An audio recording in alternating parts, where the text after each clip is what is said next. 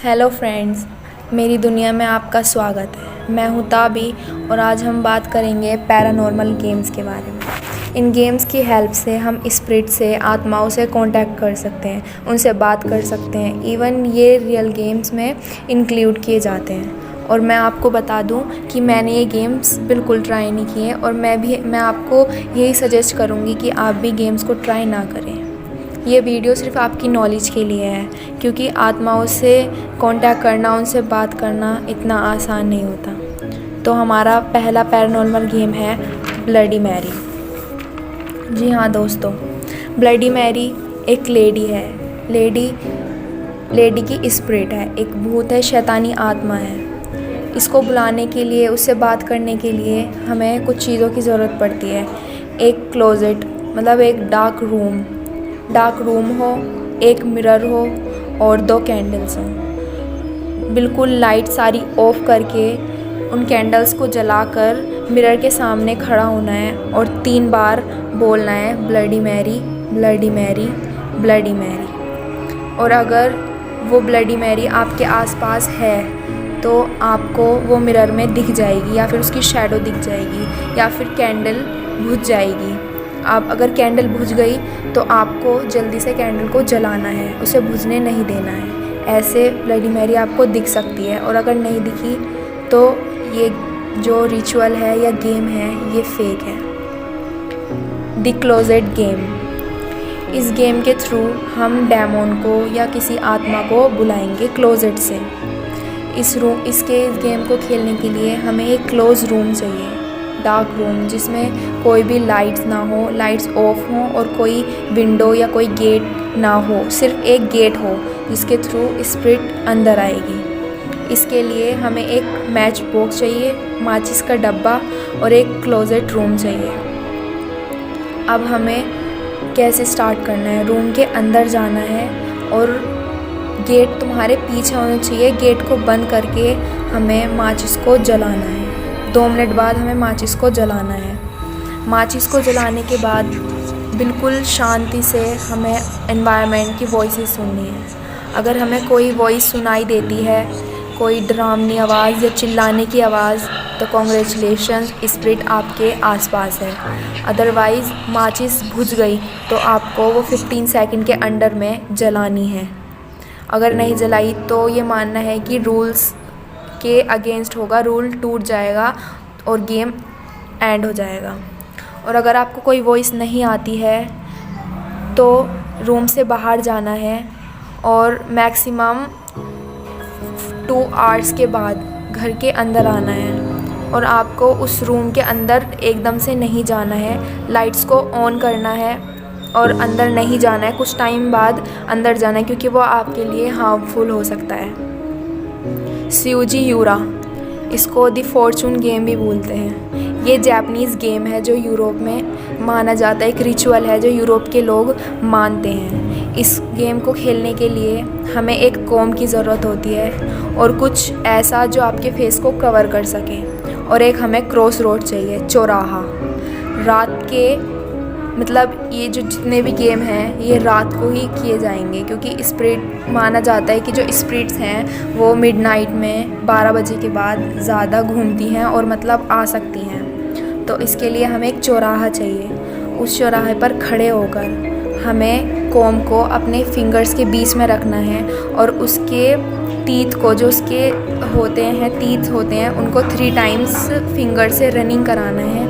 और उसके बाद हमें बोलना है स्यूजी यूरा grant me a true response. मतलब मुझे अपनी होने की मतलब मुझे सच्ची प्रतिक्रिया दो कि तुम यहाँ हो या नहीं। और अपने फेस को कवर करके रखना है किसी भी चीज़ से, चाहे वो स्कार्फ हो, बैग हो, बुक हो, पेपर हो। और अगर आपको फील होता है कि कोई आपके आसपास चल कर आ रहा है तो आपको फेस को अनकवर नहीं करना है, आपको फेस को कवर ही रहने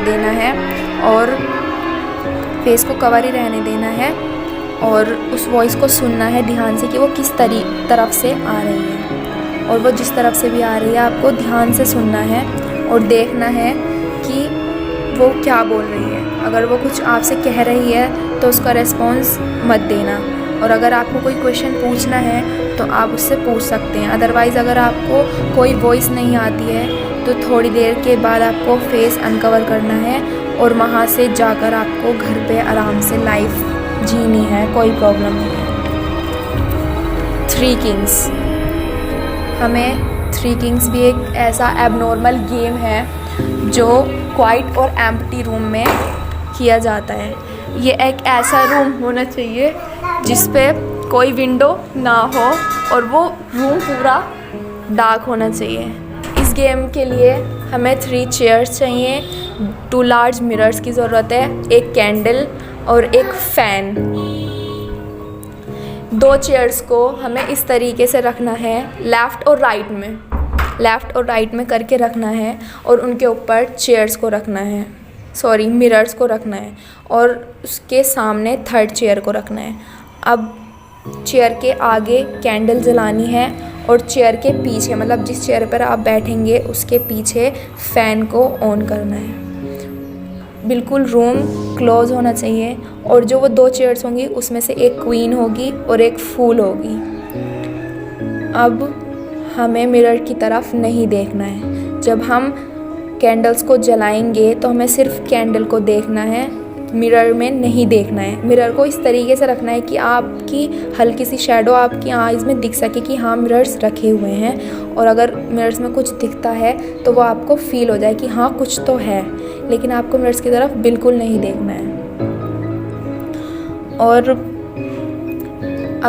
आपको उस 3rd चेयर पे, और इस गेम को ना 3:33 AM एग्जैक्ट 3:33 AM पर ही खेलना है। ये इस गेम का रूल है कि ये 3:33 AM पर ही खेला जाएगा और आपको 3:33 से 4:44 तक बैठना है, मतलब 1 आवर 11 मिनट्स तक उस चेयर पे बैठना है विदाउट एनी मूवमेंट। और अगर आप वहाँ बैठ गए इतनी टाइम, कोई प्रॉब्लम नहीं हुई, तो कॉन्ग्रेचुलेशंस, आप बिल्कुल सेफ़ हैं। आप वहाँ से जा सकते हैं, कैंडल को बुझाकर, मिरर वगैरह को हटाकर आप वहाँ से बाहर जा सकते हैं। ओइजा बोर्ड गाइस कॉमनली एक गेम है जो मोस्ट लोग जानते हैं, लेकिन ये भी एक पैरानॉर्मल गेम में इंक्लूड किया जाता है। इसके लिए हमें एक ओइजा बोर्ड चाहिए और उसका प्लैनचेट होता है वो चाहिए और 4 कैंडल्स चाहिए। और इस गेम को खेलने के लिए हमें एक क्लोज रूम चाहिए और सारी लाइट्स ऑफ होनी चाहिए और रात होनी चाहिए। और इस गेम का रूल है कि इसको अकेले नहीं खेलना है, और कोई इंसान डिप्रेस्ड है, स्ट्रेस्ड है तब नहीं खेलना है, फ्रेंड्स के साथ ही खेलना है। मैक्सिमम एटलीस्ट 2 पीपल तो होने चाहिए इसको खेलने के लिए। क्या करना है, हमें बोर्ड को रखना है, उसके चारों कॉर्नर्स पर कैंडल्स को जलाना है और जितने भी फ्रेंड्स खेल रहे हैं उसके प्लैनचेट को रख कर बोर्ड के ऊपर अपने हाथों को उस प्लैनचेट पर रखना है और पूछना है कि वहाँ कोई स्पिरिट है या नहीं है, मतलब ट्राई करते रहना है जब तक कोई रेस्पॉन्स ना आए।